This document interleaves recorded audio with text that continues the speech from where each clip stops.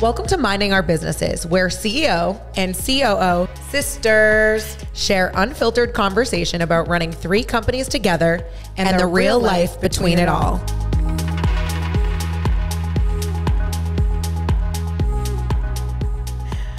All right, episode 1. How are we here? Minding Our Businesses. Crazy. I love the name. Me too. So episode 1, we are talking about, Carli and I were like going back and forth. We're like, what should episode 1 be about? And we were like, I think we need to tell the story. Like, how did this begin? We're going to tell the story. There's so much story to tell. And I have to be honest with you, I've waited 12 years to actually tell like the truthful story. Yeah, I think you can count on, I don't even think my fiance knows the true story.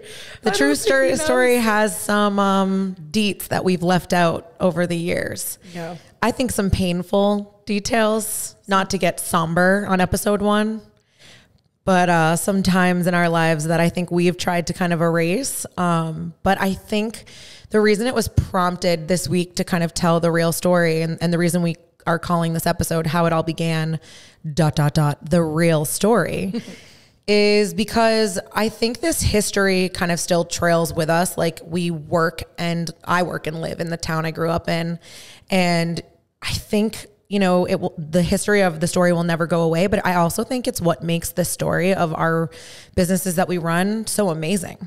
I agree. And I honestly think people knowing the truth and us kind of being open and honest about it will make people understand like why we are the way that we are. Yeah, totally. Because a lot of people I think like ask like, where did you learn these things? Or how do you know these things? Or et cetera. And I get a lot of questions about that, but I think I can attribute it to a lot of our history in our past and like what our parents taught us. I agree.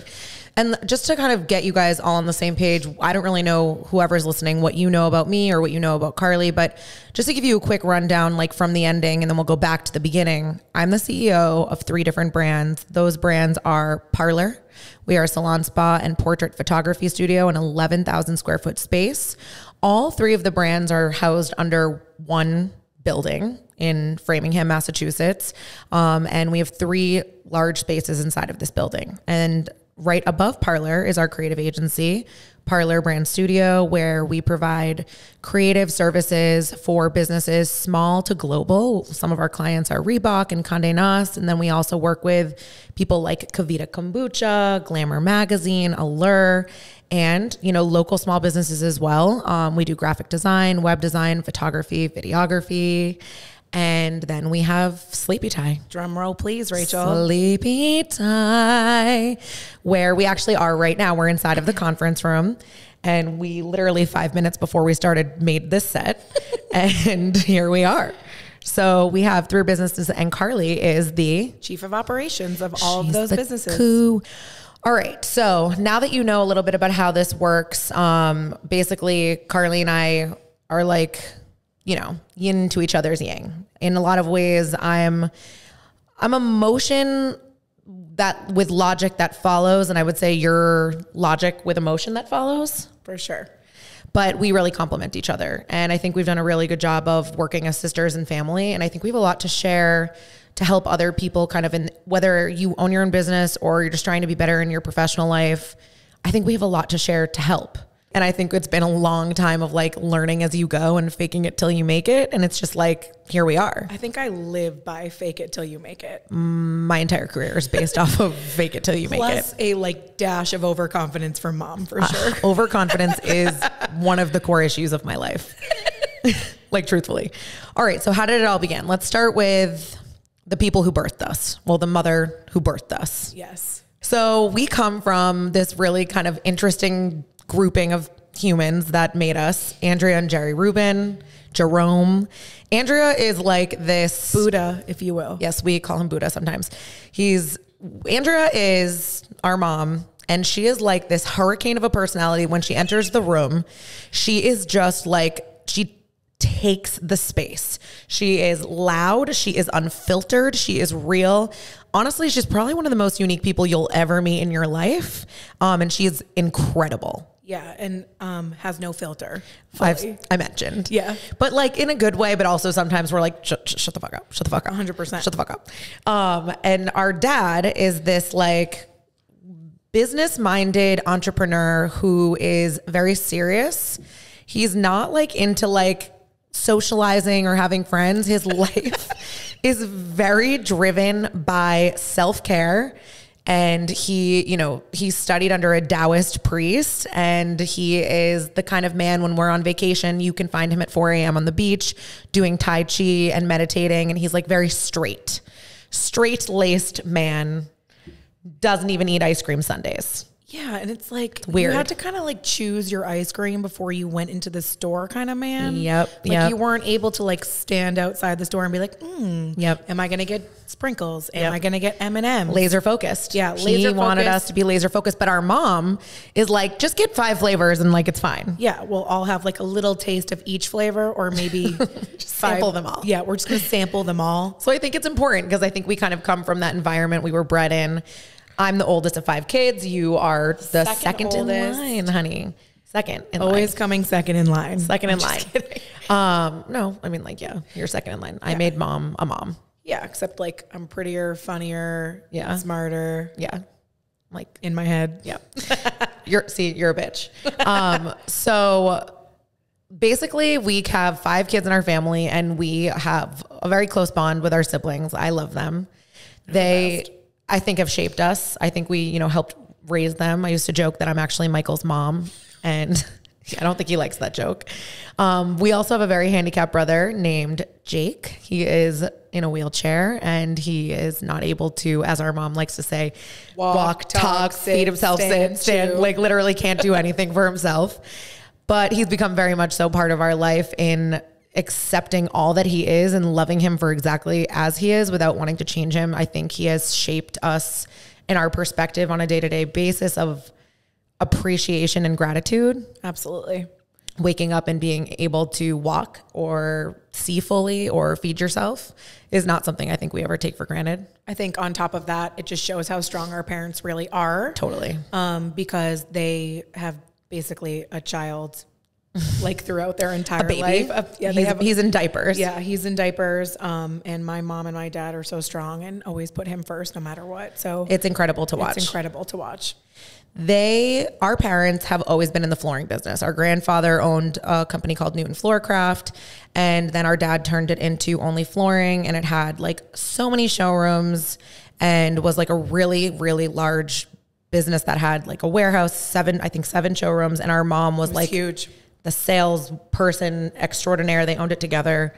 And I think, you know, that's definitely a part of our history. I remember we would go there all the time and like play in the rugs, hide and go seek. I literally will never forget playing in those rugs, and also the smell. Going into Blockbuster and picking which candy we were getting because it was right next to a Blockbuster. Yep. Shout out to Blockbuster. Yeah, shout out. Honestly. The best times of my life. Like the Fun Dip. I loved the Fun Dip. You know what? I'm not a Fun Dip girl, and you always I loved the Fun Dip. I loved the stick. I'd be like, Rachel, like, tell Dad we want candy. No, we would steal money from the register. 100%. And just buy as much candy as we could and hide in the rugs and eat all the candy. Yeah. And it was funny to see like a family dynamic work together because we always knew that was something we were used to. And I think our parents did it well. What was funny too is like our parents always gave us trust. Like we were allowed to be on the phones from a customer service perspective. I was allowed to answer the phones whenever I wanted.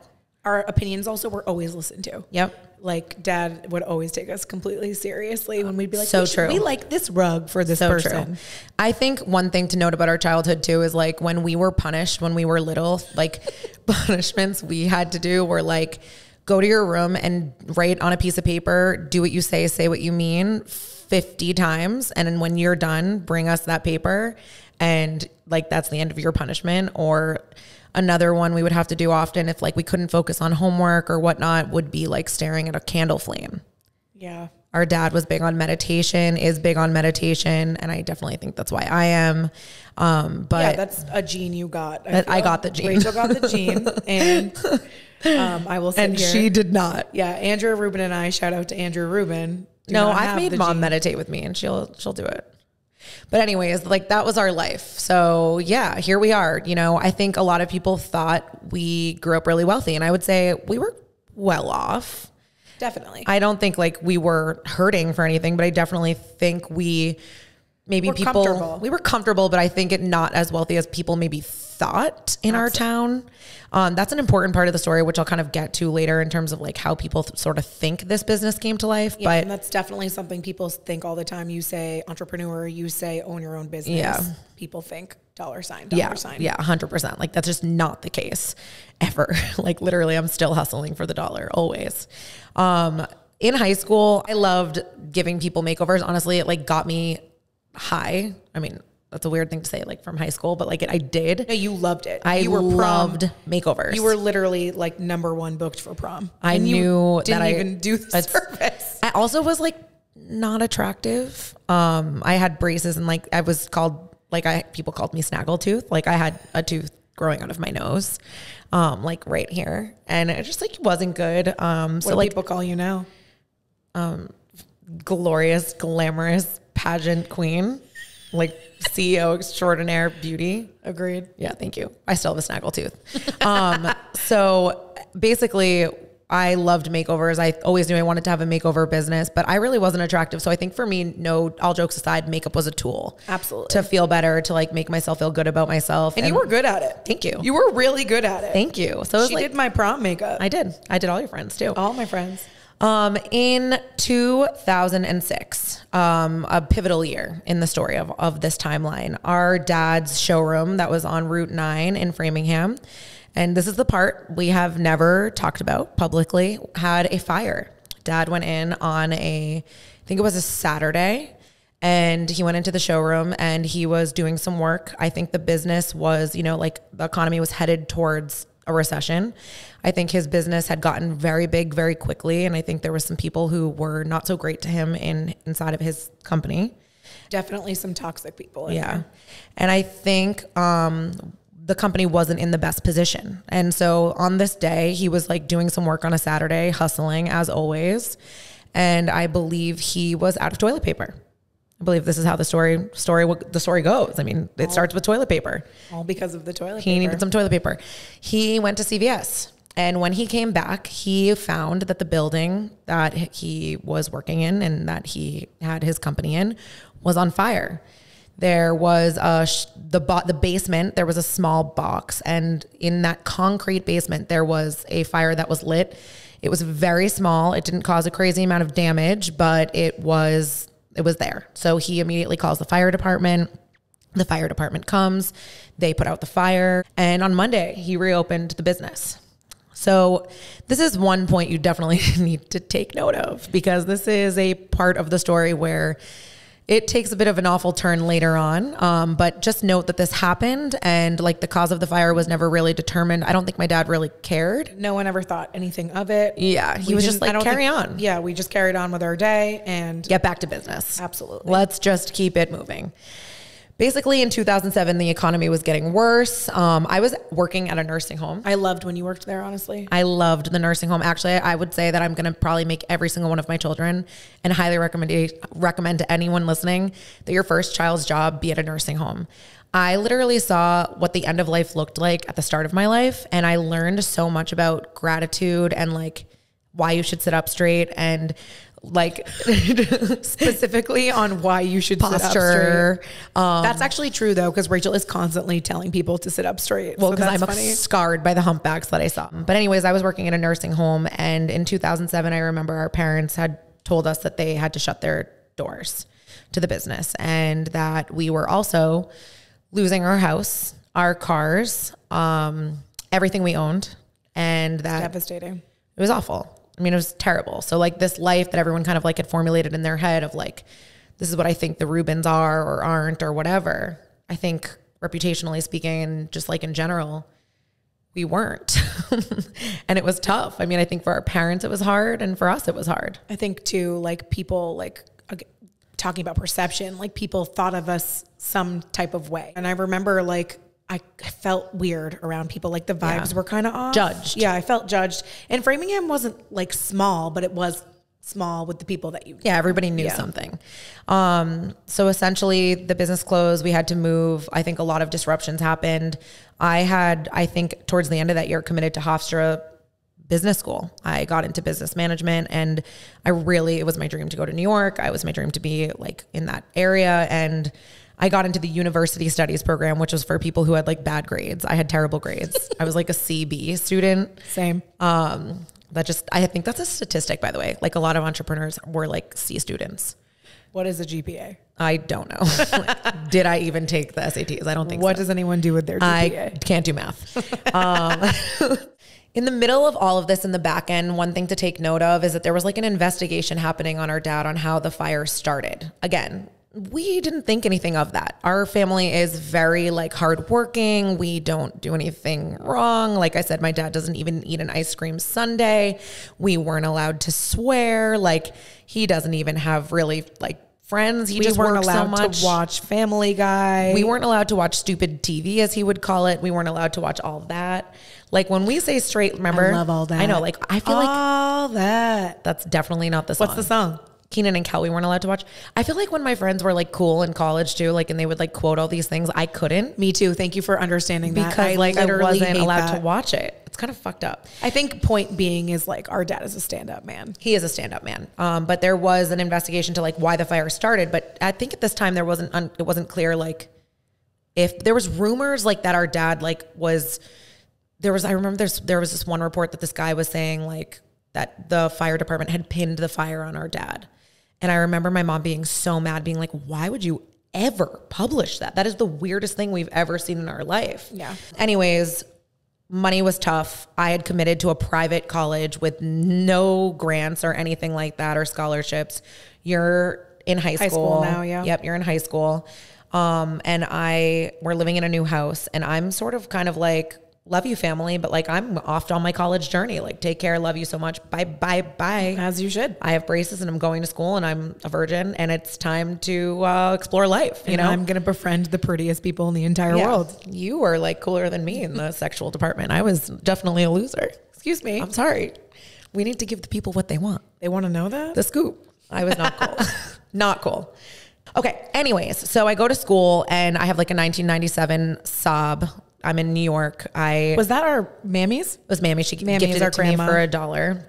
And money was tough. I was always struggling in college. And so I knew I needed to get a job. None of my friends like needed to get a job, but I was like that girl. I was like, you know, I'm going to have one. It's fine. I was not in a sorority, but I had an amazing group of friends who was like so hot, so beautiful, and the best humans on the planet. Agreed, honestly. Still my best friends. I think they're even your friends now. And they still support me, still love me, and I think are a big part of my career. But essentially, I had this awesome group of friends living in the dorm, definitely constantly remembered having to go to financial aid to like reinstate my meal plan or do this, do that. But 2008 to 2009, I would say was pretty much, you know, just like a drunken shit show, like at the Long Island bars. Like I was a normal college student for a little while. Dizzy's, Nachos, McKeeb's. It was like a lineup of bars that you could get into when you were 17. I went there one night with you. Mom and I came and visited. That was so fun. It's so fun. I'd shout out to Dizzy's and McKeeb's. Like all my Long Island people just know those were the drunkest nights of your life. But essentially, I had to work as a makeup artist, or I didn't know I was going to be a makeup artist. I saw a job on Craigslist at this local salon called Maximus, and they were looking for a makeup artist, and fake it till you make it. I showed up with like literally the weirdest little makeup kit ever. And I was like, I'm a makeup artist. And they were like, you're hired. And I thought it was so cool because this was the salon that Lindsay Lohan went to in Long Island. That's hilarious. I know. So I pull up in like my rickety, shaky Saab and I'm like, hi, I'm your makeup artist. Wait, can you tell everyone what the name of your Saab? Okay, perfect. Hans. So I also got a job at Victoria's Secret and in the Roosevelt Field Mall, and I loved that job. They wanted me to be a manager, but they also always yelled at me for making a mess. Can you imagine it? Makeup artist. I was a hurricane of a makeup artist. So the journey started with makeup. I remember being called to the front of class, being like, you need to go to financial services, or like not being able to like, and I knew things were tough at home. Yeah. Were you feeling that? When in college? Yeah. Like when you were in high school and like I was in college, like were you feeling like financial strain? I was definitely feeling that. Yeah. In 2010, I'm now a junior. A lot happens this year. Take note. Here we go. The start of the journey. Like, this is where like the whole story happens, actually. Like everything, all the shit's about to hit a fan. So our dad has like an investigation against him for arson, which is the weirdest thing in the entire world. They're like claiming he lit a box of documents on fire to collect insurance money. He never collected that insurance money. It's all like a bunch of bullshit. We're basically ignoring it. My parents, laughing. We're laughing at it. At our the dinner parents table. are like doing, jobs again. Like we don't like think anything of that. But anyways, that's happening in the back end. I'm at school. I'm a junior. And basically the night in the blizzard, I pick up my camera for the first time ever this night. We're in a blizzard, stuck in C Square in my dorm at Hofstra, and I'm locked in with my friends, Katie and Nicole. We had these American Apparel leotards. I had my makeup kit from Maximus. And then my friend Charlie, who like I had the biggest crush on, but like my friend Nicole was, wanting to date my roommate. He was hot. Yeah, he is hot. He is hot. Hi, Charlie. Hi, Charlie. We love you.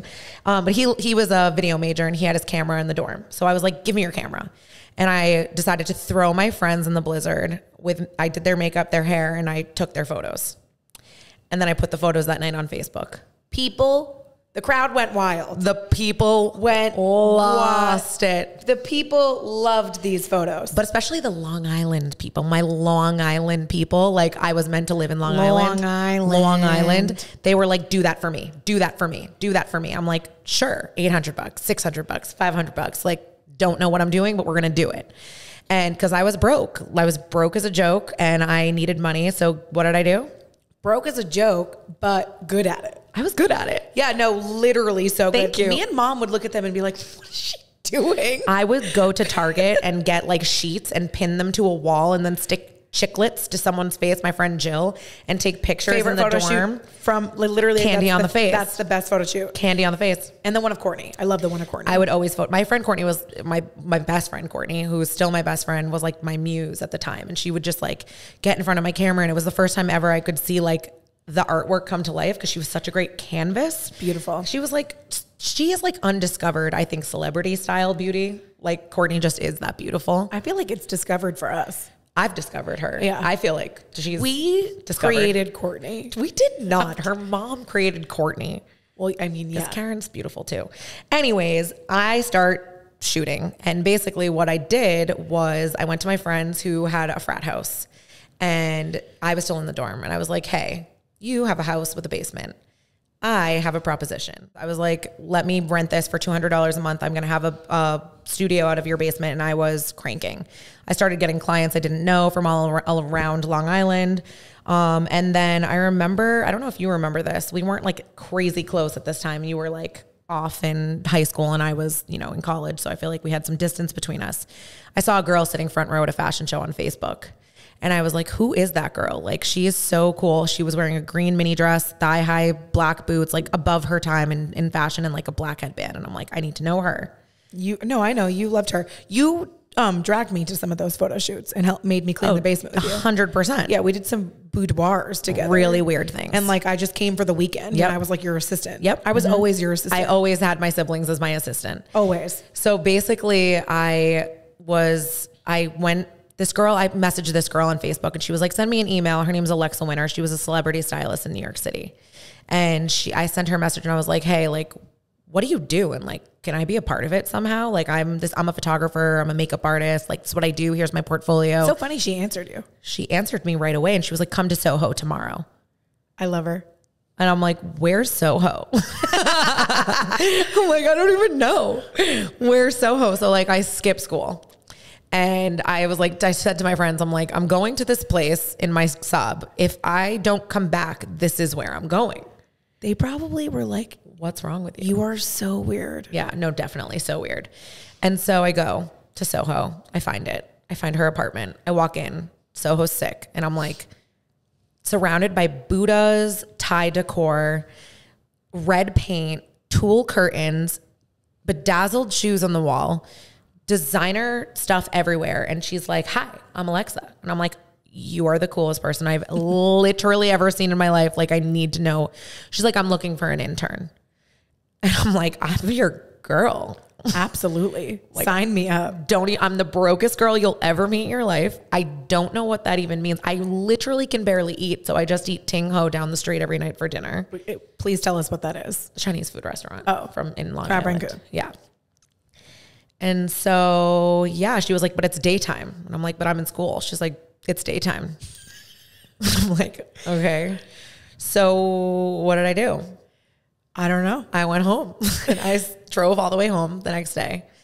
And I said to mom and dad, I sat them down. I was like, listen, you guys just close your business. I know you guys are struggling financially right now. I know you're getting back on your feet. I want to own a business and I've started this like little career, and this girl wants to take me under her wing in the fashion industry. And I think I should pause and drop out of school, focus on the business I've created, and you guys get back on your feet. And when you are and you're financially good and can support me and help me, and then I'll go back to school. That was honestly really nice of you. Thank you. I'm a doll.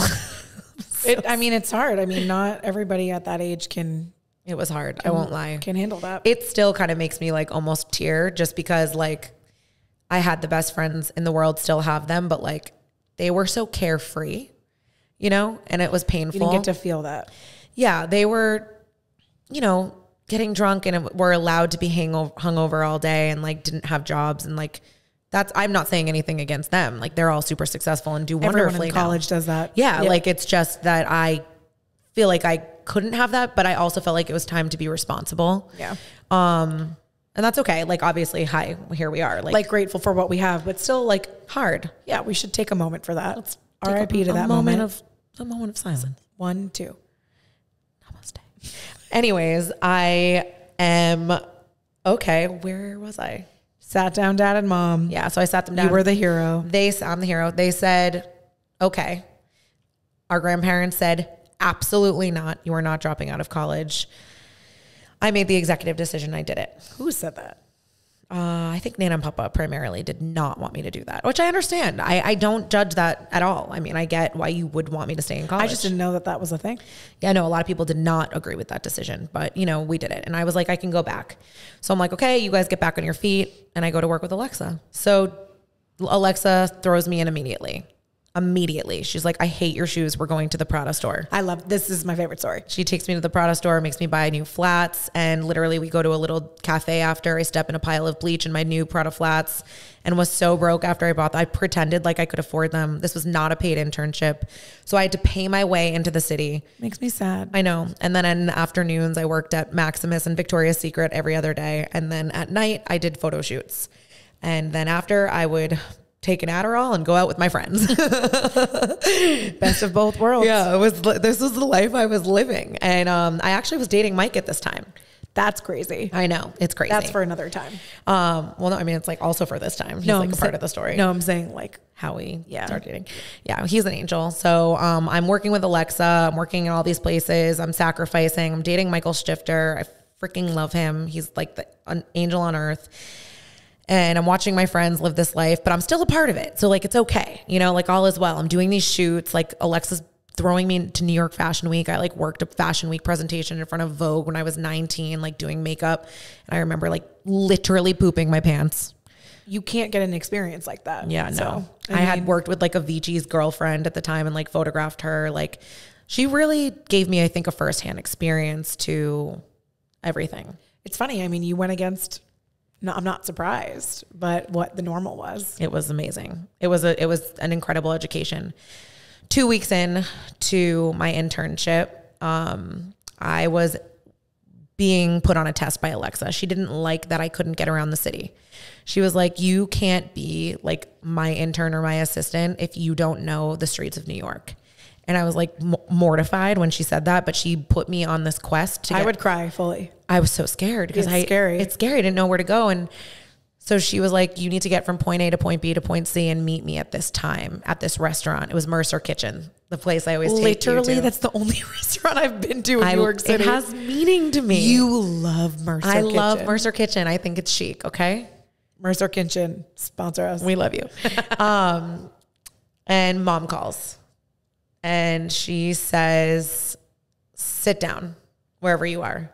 I hate when she does that. Like a phobia of calls now. Yeah, it's a no for me, dog. And she's like, go sit down. I knew that there was something happening with dad that day, like a trial, but mom and dad kind of positioned it to me like, you don't need to come home. So I'm sitting there in Soho. I'm looking at my destination. I had completed on time, and mom says, we don't know what happened. We don't understand what's going on. I can't give you information because I have no idea what just happened, but dad just got sentenced to 2 years in prison for arson. I'm sorry. I didn't say anything. Honestly, it still hits me to this day the same it did when I found that out. Yeah. I passed out on the streets of Soho and woke up in a... I think like 10 of my friends knew before me, which they did that to me too. Which I was like, can you not tell my friends that? Yeah, it was tough. And then I remember like, that is like from that moment on, I was like, my life is over fully. It was tough. It was not something I think we were used to. We come from a really good family. Our dad was 100% innocent, is 100% innocent. We knew that. We knew him so well. We knew the hardworking man he was. And I think... and there was weird things that went on. In the trial. Yeah. It was sketchy. It was really sketchy. And arson, typically when you're found guilty, is way longer. So it was just... He was sentenced to 2 years in prison, and we had to digest that. And they said to me, he's going to prison the next day. I didn't even have time to get home. I remember mom said that she like brought the boys, who our brothers were like really young at the time, and like they had to break the news to them and like say goodbye to daddy, like she always says. And I think everyone was crying. Yeah, no, it was a really awful time. I was there, and I watched dad take his shoelaces off. I know you said that before. And I remember it. I remember what shoes he was wearing. I remember everything. He took his shoelaces off and gave them to mom. And I was like, why are you doing that? Yeah. And he was like trying to explain because he's so sweet. Couldn't take the shoelaces. It was really awful. And then, yeah. Then it got bumpy. Yeah. So basically I remember Mike picked me up from the Long Island Railroad, and I remember texting him being like, bring Xanax. And we went to PF Chang's, and I had a lot of Chinese food on a lot of Xanax. There's a lot of trends of Chinese food in your life. I like Chinese food. I feel like that's the third time you've brought up Chinese food. I like Chinese food. Me too. So anyways, he goes to jail the next day. Prison. He told me that's what the proper name is. I don't think I knew how dangerous prison could be. I don't think I knew our dad was in danger. And I actually couldn't watch like shows or movies. I couldn't either. I was around it. And like, even now to this day, if I do watch a movie or show around prison, I'm just not well. Yeah. I don't think he likes to watch it either. Anyways, I think the only way I could describe the feeling I had at that point was numbness. You know, like I just dropped out of college. I am working for a random woman who I love, but you know, life feels a bit unstable. I don't have money. I don't have a support system. To college. Yeah, you were on your way to college. But I stayed home for that year. Yeah, you stayed home for a year. And I think that was like out of sacrifice, but also like, you know, not being a good student. Yeah, you keep saying that, but we will definitely talk to Andrea Rubin, who can defend me on this matter, and that is for another time. I think the next part of the story that was hard was like I went to work with Alexa every day, and it was like coasting and numbness and like raw. But I think what was hard was trying to picture what my dad's life was like in prison. He was thrown in solitary confinement for 2 weeks. We weren't able to talk to him. So he was in a room by himself for 2 weeks. An innocent man in jail, being punished in that way. My mom had no form of income and had 4 kids at home with a handicapped child.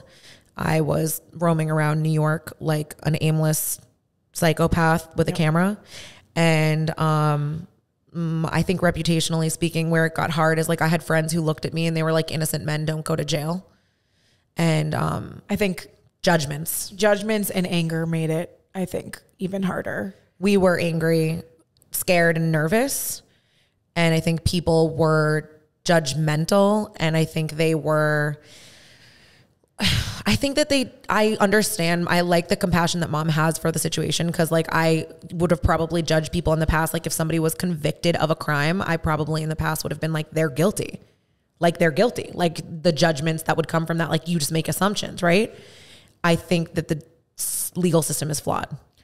Yeah. And I think it's like not everyone's privy to this type of information, right? Or like perception is everything. Like this doesn't Right. happen to you. You don't really know. Right. And like, you feel this sense of meeting people and you're like, well, he's innocent. Well, he's innocent. You know Yeah. that? He's innocent. And Yeah. like, You want to defend. yeah. And like, it's just like in my nature and my blood anyways, just Yeah. because like how loyal we are as people. Yeah. And I'm like, anybody who doesn't believe he is, like, don't even look at me, because I lost a lot of friends because of that. And to this day, like, I still feel that way. My friend Nicole Campana, when I told her, she looked at me and she was hysterically crying and she said, how could they send an innocent man to jail? And I was like, I have the chill saying that and I could cry because I'm just like, you don't really know him, but I know you're not judging and I know you believe me. And it was like so hard to like have people believe you and like to believe him. And I think to this day, it's still hard, but just at our age too, like, we were old enough to like have friends that were like friends for life, and like to explain it to them, it just like was so weird. it's awkward. Yeah, it was really awkward. And we were so young. Mom was on food stamps. Mom was on food stamps. I was on food stamps. It was my senior year. So mom was so cute. Always wanted to get me whatever she could. She would mow the lawn. She would mow the lawn. I loved her. Did everything by herself. About 7 months went by. Dad was in jail. I remember like I would wait by my phone for his calls and his letters. I loved the letters. The letters were so sad, but so great. And Well, I was there the first time we visited him in jail. yeah, In person. And it was me, mom, Jesse, Michael. yeah. And we were on the bus and we were going to the bus to see him. And like, I hate this story. I hate the story too, but Jesse kills me every single time because Started crying hysterically. yeah. And you can't touch. You can't touch you them. see your dad Behind through glass. a glass wall and you're like, Skinny. He was skinny. he was so skinny. And if you know my dad, he's very routine. So like he needs specific foods. He was and jacked. Eats super healthy. It just was such an odd feeling to like see your dad every day, wake up every day, have him help you tie your shoes. And You then could tell he was in pain. and he's never like that. No, I would say that he like made the best of it. Like you could tell he was meditating and working out and stuff, but you could tell that he was definitely a role model to people in there. But life went on. We all just, I think that's the point. Like life went on, right? Like the story is like, you make it work, like when it becomes your worst nightmare, you shut the fuck up and you go and you work harder. You don't sit in a shell, like with your eyes shut and like cry and like not make it happen. I think that's what mom showed us, that you just like carry the fuck on, like in day to day, moment by moment. And I think that's looping back to the point of like, literally he made the best of it. Yeah. She made the best 100%. of it. And we were like, don't sit here and cry, make the best of your life. And you carry on. You can't get this year back. Yeah. You can't get this 2 years back. Yep. So we're going to keep on rolling. Carry on. And we did. About 7 months goes by and dad calls me and he's like, hey, Rach, like from jail, it's like, hi, would you like to accept this call from this inmate? And I'm like, what the fuck? 25 cents. Yeah, it's like ridiculous. So I'm like, okay, hi, daddy. He's like, I got to talk to you, Rach. I hate when he says that too. And he's like, you need to move home. And I was like in New York City every day. I loved my internship. I loved my friends. I loved my house in Long Island. I loved my boyfriend in Long Island. I loved my life in New York. And I was never moving back to Framingham. I was never moving back. And he was like, and I hung up on him in jail call.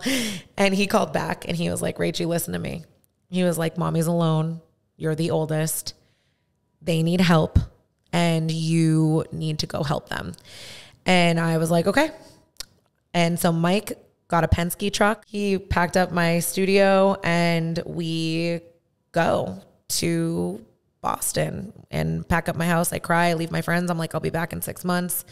And I go home. And just to kind of speed this up a little bit, essentially my mom built me a garage studio so that I could keep doing the work. And I saved every single dollar that I made and lived at home. And I slept with my mom every single night and to keep her company in bed. And we visited my dad. And remember when dad didn't have a visitor and Mike went to visit him? That is like, I could cry just hearing that. I know. Like him getting on that bus. Like I just have a vision of it. And well, that just goes to show like how many people believed in us. Like he didn't even know us. Yeah. He didn't know us at the time. So essentially kind of carrying on, I had gone from like these really freaky photo shoots to now I'm in Framingham, Massachusetts. And I like have to learn how to do kind of like clean work, like clean makeup, clean headshots, clean senior portraits. Yep. And I was like working out of my basement and my mom hated it. She's like, stop inviting these people to the house. But I was working at Victoria's Secret at the time. And I also I was working 7 days a week as a makeup artist. I was doing hair. I was doing photography. I was doing proms. I was doing fashion shows. I was going back and forth to New York. I was a little bit of everywhere, but like, I guess you could call this phase of my life, like hustle until you drop. Like, and the only thing I cared about was building and working. And I believed in myself so much. Like, it didn't matter if other people didn't. I would go to like these little like show, what is it called? Like a vendor, like expos like or whatever. Expos. And I would sit by myself with a booth of like little candy and like a sign and be like, hire me like to take your pictures. I'll take your family portraits and do your makeup, hair, photography.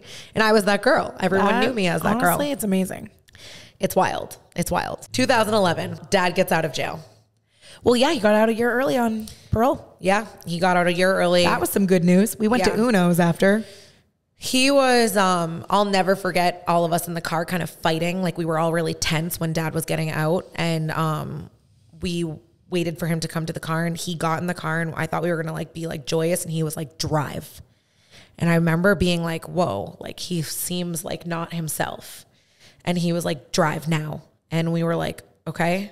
And we drove and he was like so happy to be with us. But I think, you know, you can't deny that this man just lost a year of his life with his family. He's innocent and he had to get through that mentally. Forget about your judgments. Forget about what you thought of us. This man just sat in prison for a year by himself. And I think, awful. Anyways, remember immediately dad was exonerated.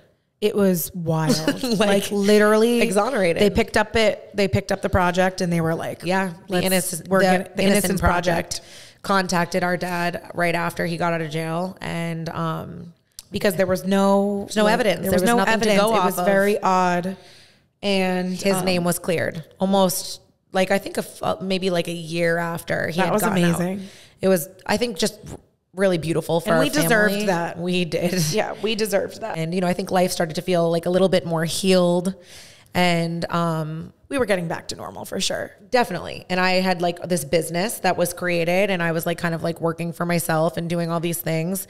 Dad looked at me one day and was like, is this a hobby or a career? Yeah, that was when he kind of called you out. Yeah. And he was like, are you going to keep doing this? Or like, are you going to like make a career of this? And he was like, there's this building down the street that I want you to go look at. There's a small little studio space and I think you should go. That's the only thing I wish I was there for, like that I wasn't there for. You weren't there.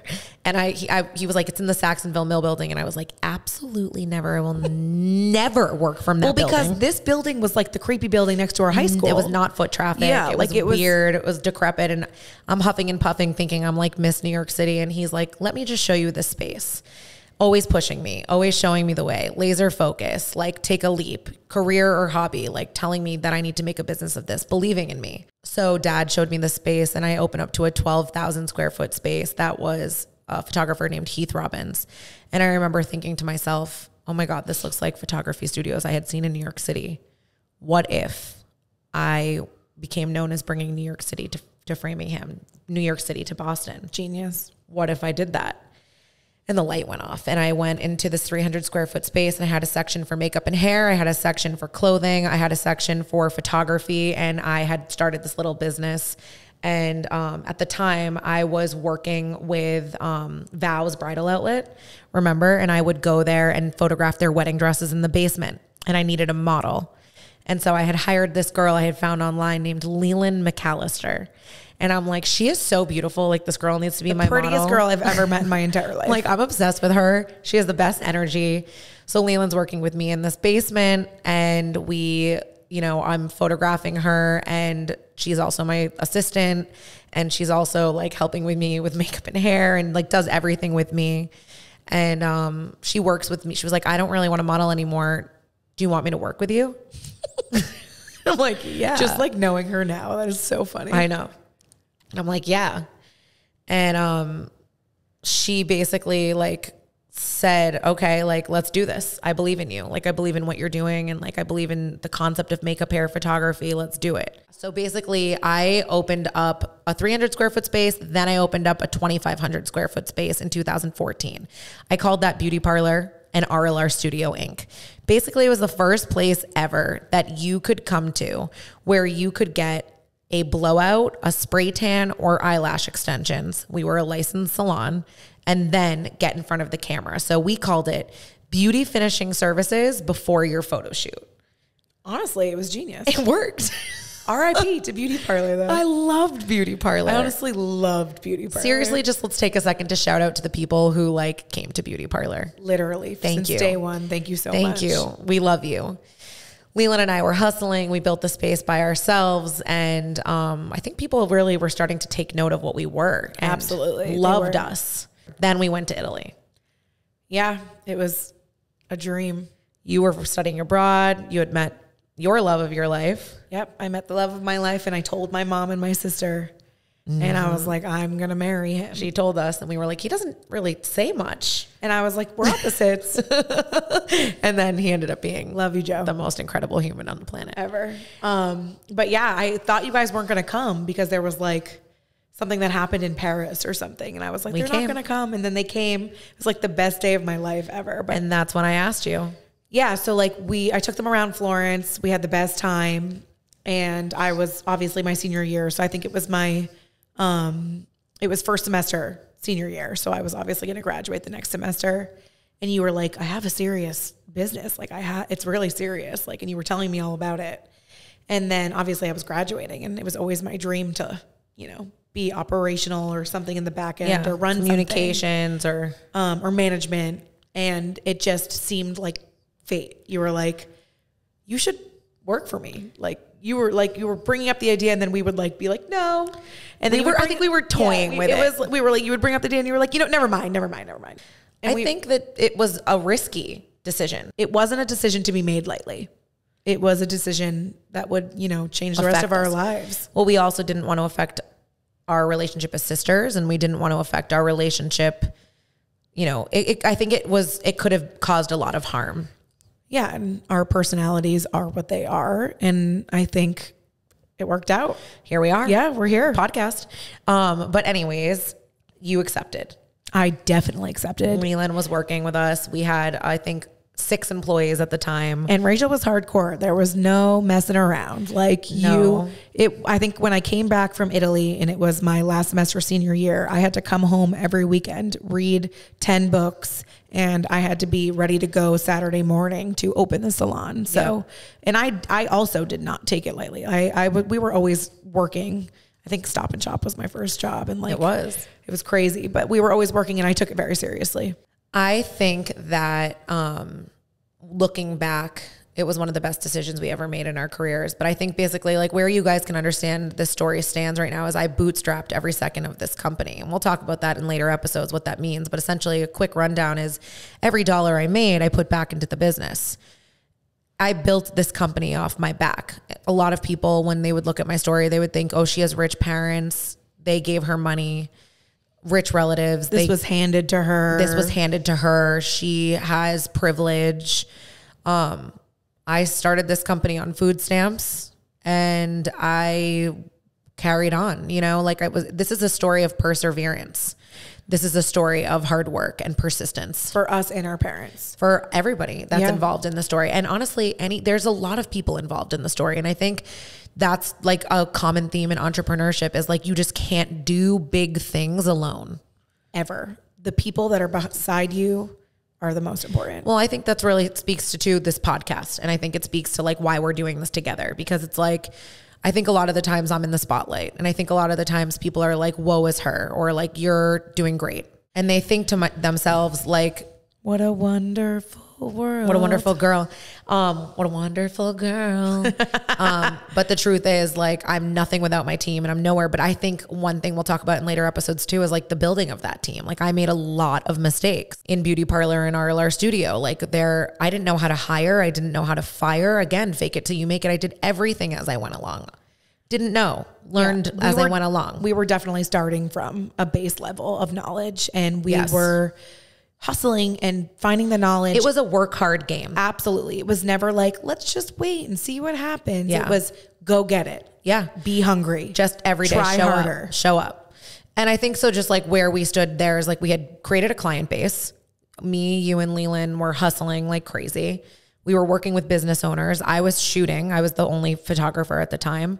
I'm the makeup artist. I'm the business owner. I'm, like a visionary. We all wore so many hats. We all still do. Yeah. We all were everything. Like we were everything I once worked the front desk. Like, and everyone was happy to do so. Yeah. I think, those are the lifers. Those are anyone who in my life has been down to do whatever it takes at any given point and not even ask questions is the people that I know will be with me till the grave. Absolutely. That's the definition of a lifer. But essentially what happened at this point in time is we were working weddings. We were doing every job we possibly could. I remember there was one day where Leland and I went to this other part of the building in the Saxonville Mill. And we were going to do this boot camp, this workout. And I remember we were doing slam balls and we were throwing these big balls to the ground. And I looked at big balls to the ground. I knew you were going to say that. I literally knew you were going to say it. I couldn't help it. And I looked at Leland and I was like, I think we need to be careful with the floor in this space. And she was like, what the fuck is wrong with you? That is so weird. And it was like 5 a.m. and we were working out. And I was like, honestly, I think this might be our space one day. She was like, Rachel, it's 11,000 square feet. We don't need this space. And I'm like, I don't know. But so I called the landlord, Miss Impulsive here. And I was like, Charlotte, we need this space. I'm like, if this space ever becomes available, if and when, I'd like to be the first to know if that's okay. She was like, it's becoming available. That's crazy, honestly. I know. Well, if you don't speak up, you don't get what you want. So another lesson. Yeah. And so I was like, Charlotte, could you give me 2 years? This was 2016 to build and prepare. And she was like, honestly, yeah, we have to build an elevator anyway. So you can take 2 years. And this is when I said to myself, this is the step. This is a big step. We're already known as the gem, the hidden gem, the New York City of Framingham. We had become a salon. We had become known for services, but I was like, we can do this better. Shout out to the elevator. Shout out to the elevator. Remember when we were on the elevator, the cargo elevator? Yeah, we used to literally have to people don't know about this building. Like we literally, there's so many tenants now. There's like 100 tenants and they're like, ooh, to do. Like I have fought and loved this building, but fought for this building for 10 years now. And how the tides have turned. Yeah, it's just a wild, wild thing. But essentially signed the lease in 2016 for Parlor. I remember that photo. Yep. That was a good photo. It was a nice photo. Signed the lease. And I said to myself 2 things. I was like, 1, we're going to get a coach for me and Carli so that we can run this business like a corporation, like a CEO and COO should. I want to get us the education we need. I want every book. I want every mentor. I want everything we can do to carry forward intelligently. And number 2, I said, I'm not going to ever be that business owner that's going to be stressed or not have time for myself. And I got a meditation coach, a yoga coach, Andrew Tanner. And I worked with him weekly and we did the weirdest, coolest shit. He taught me breath work. He taught me yoga. He taught me aerial yoga. He taught me about Ram Dass. He taught me about being peaceful. And, my coach taught me about corporate and things I didn't get to learn in college. And it was crazy. It was a whirlwind. It was a lot. But I love every second of it. Yeah. I mean, we learned and soaked in. I think what's beautiful about today's world is you can learn whatever you want. Knowledge is at your fingertips. And I think we really applied that. Like I am a self-taught photographer. The way I taught myself was by getting a book. I have read every book you can read, but also I've fucked up in every way you can fuck up. On shoots, in real life, with hiring, firing, like opening things, construction, fights with me and you. And like, we're okay with that. We've learned from it all. Absolutely. In 2018. Nothing in life ever comes easy. No. It has never come easy for us. In 2018, we opened Parlor. One name, one concept, 11,000 square feet, the world's most unique beauty and photography destination. I had a vision for it. You implemented my vision with me. I knew I could not do it without you. We love Parlor. And we opened Parlor. And it was nothing short of a dream. Still is. That business that started in a frat house basement in my dorm room on food stamps with no camera, with a makeup kit that came from CVS, became an 11,000 square foot salon. And I knew at that time that I needed to give up certain parts. My story is comprised of giving up certain passions or things along the way in order to be able to run a business. My passion has always been running a company, not just, doing a service. And not that I ever put that down, but you have to sort of choose, and we'll talk about that again in later episodes. But for me, it was about operations. Absolutely. And nothing in that business came from anybody else. That was complete bootstrapping the entire time. Yeah. And I'll explain how I did that. But essentially we opened our doors. After we opened our doors, we won Best of Boston. We got crazy notoriety for being an incredible salon. Best place to work. Best place to work. We had built a team. We had I think 20 employees at that time. We were young. I was, I think 24 when we opened that business in 2018. I think you might've been 26 and I might've been 24. I was 26. You were 24. Yeah. I was just making myself seem younger, cooler, but no, I was 26. You'll always be 26 to me. Thank you. So we opened, we had immediate success. And I think what happened was after a year is everyone was like, how did you brand the business like that? And they're like, I want a business that is branded like that. I want to have that graphic design, website design, photography, videography, show me the way. And we really were already doing that. So we were already doing those services. I've been working with brands since I was in New York City. And so a year later, we opened up the creative agency, Parlor Brand Studio, which had a different name at the time. We'll talk about that later. That's a story for another time. And we opened up a space right above Parlor, and we were like, we can do this for your business. And basically the concept was makeovers. We can make over you. We can make over your business. We were aesthetic queens. We had the ability to make anything look amazing, but it wasn't just about how something looked for us. It was about how something felt. Feels. And I think we were authentic to that, Yeah, we care a lot about the way clients come into this place, whether it be Parlor Brand Studio or Parlor, and feel some type of way. And our employees. Absolutely. And then we opened the agency in 2019. Dun, dun, dun, 2020. Pandemic. And you've made it. And we're going to kick you down. We're going to kick you. Let's kick you to the ground again, ma'am. We're going down. So the businesses were closed. Global pandemic. Our grandmother dies of COVID. Shit's hitting the fan.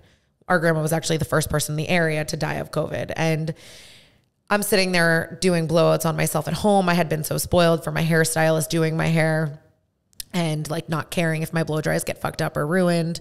And I'm at home doing them myself, and it's so time consuming. And I'm like, this visionary brain needs to create something. I'm like, there has to be a better way to sleep with your hair so that it doesn't get screwed up while you sleep. I wake up with a rat's nest after I went to bed with gorgeous, luxurious Rapunzel literally locks. Every time. It's a nightmare. So I make a prototype of a product, Sleepy Tie. I make 15 of them. She literally hand sewed. I taught myself how to sew, made a Sleepy Tie. That first prototype is still the prototype we use today. The product. Rachel and I talk every day. I'll call her 20 times a day. And there was this one time, obviously we were all bored during the pandemic. She's not answering her phone. And I'm calling Mike being what is she doing? And then she calls me. He was so confused. She calls me late that night. She's like, yeah, so I sewed this thing and I slept with it. I sent 4 of them out to my friends and 1 to you. And I'm like, Rachel, I love you. And then they all started using them. And then they were like, it works. And then she invented And then I was like, what should we call it? And then we were like, Sleepy Bun. I own sleepybun.com. I own all these things. Oh yeah, I think Sleepy Blow was the thing. And then we ended up Sleepy Blow. And then we were like, shit, this is sounding sexual. I patented the product, called it Sleepy Tie, realized it worked. We went live. That business went viral on TikTok with over 200 million views to this day. And continues to. And we created a third business. And then after we had come back from the pandemic, there had been 3 businesses that had been started. We opened up a warehouse. So we now have a total of almost 20,000 square feet under one building. We are running a very large company with 35 employees. that are successful. Our dad has been exonerated. Our family has reopened their business and are thriving and successful and have, I would say, really come out of that reputational space where like they were scared, but they are back in business. My parents are doing the same thing they were doing a long time ago, but bigger and better and better. We have survived. We have thrived. We have persevered. And we love each other as a family, and we work together, and we're here. We are very resilient. And now here we are talking to you, launching a podcast, telling you the story. Stay tuned for what's next. I think what you guys can expect in the upcoming episodes and like the way that this will go down, we feel like we sort of needed to lay out the truth for you and be honest. If we're going to call you guys our mobsters, MOB, mobsters. If we're going to have like a crew of people, it's important to me that we have authenticity with you. Absolutely. It's important that we give to you. But I don't think I can do that without telling you our whole story. Yep. And it's a big part of who we are and how we give. And also, I think it's important that people know that innocent people do go to jail, do go to prison. Like, go Kim Kardashian. I love you for what you're doing, because like, I really believe that like I can also be an advocate and help that community in terms of like having a voice or having an audience. Like, that happens. We're like a cute little Jewish family with 5 kids and a handicapped brother in, you know, Framingham, Massachusetts. And it happened to us. And don't judge anyone. Don't judge. You have no idea. And also, success can come from it. You can thrive. So the things we're going to talk about in this podcast are going to be business-based, family-based lessons, how to persevere in your professional life, how to get through hard times, anxiety, meditation. I know that is something a lot of people want to know from me. I'm big on meditation and balance, and I'm not a business owner that's like, you know, miserable. But also success, how to be more successful, how to follow your passion. Absolutely. And I will be right by her side doing it. We're always by each other's side. So we're excited. I truly just thank anyone who has supported me and Carli and our family to this date. Anyone who never judged us along the way, who believed in the concept. Thank you. Thank you for being here to listen to this story and for caring. And we love you. Thank you for all the support. Yeah. It's just. And we're excited. We're excited. This is the start of a new journey. Let's go. Let's fucking go. Goodbye. Episode 1, over and out.